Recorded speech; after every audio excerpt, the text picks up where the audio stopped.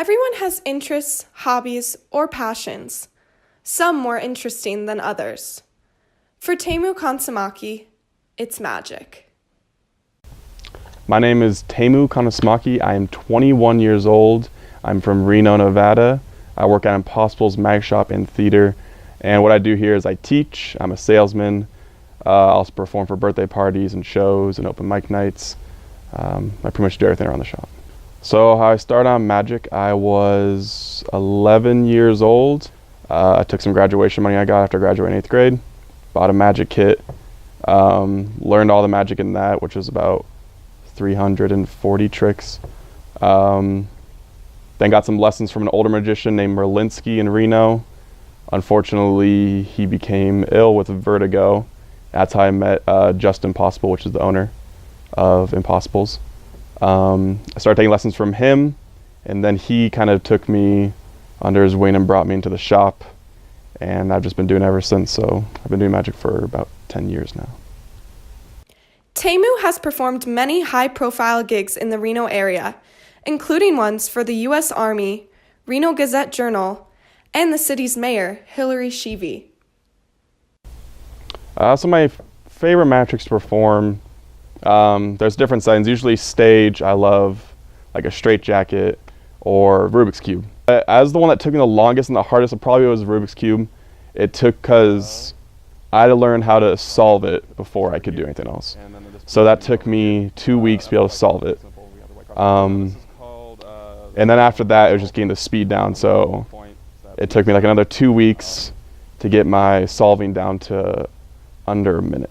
So I can solve Rubik's Cube under a minute now. And then I learned all the tricks with it. So then that took me like another 2 weeks. So I think that was the longest and hardest one I had to do because I didn't know how to solve Rubik's Cube at all. But yeah, those were.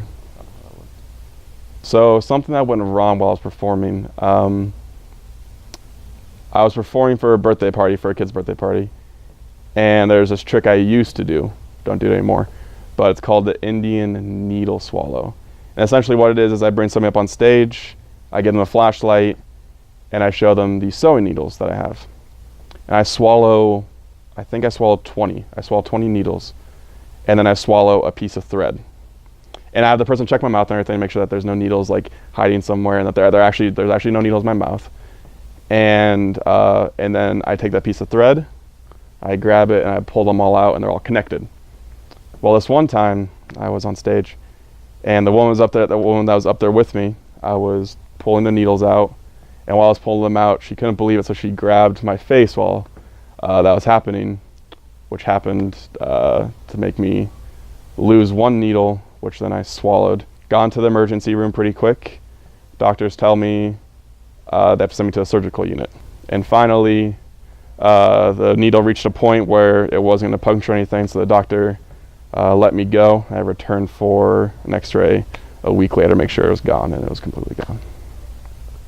Teemu's passion for magic grows every day as he continues to share his skills with students in hopes of inspiring them and helping them to grow. And that's how I kind of got into teaching, because I was like, more kids need to do it because it helps with speaking. It doesn't just help with knowing how to do magic, but performing on stage helps with your speaking skills. And because I was a very shy kid when I first started magic, I could barely speak on stage. I'd like trip over my words. And I got better with it, and the magic just kind of helped that. So I think teaching, I wanted to kind of help kids speak and be able to perform magic confidently and things like that. So that's why I think I kind of keep doing it, is for that reason.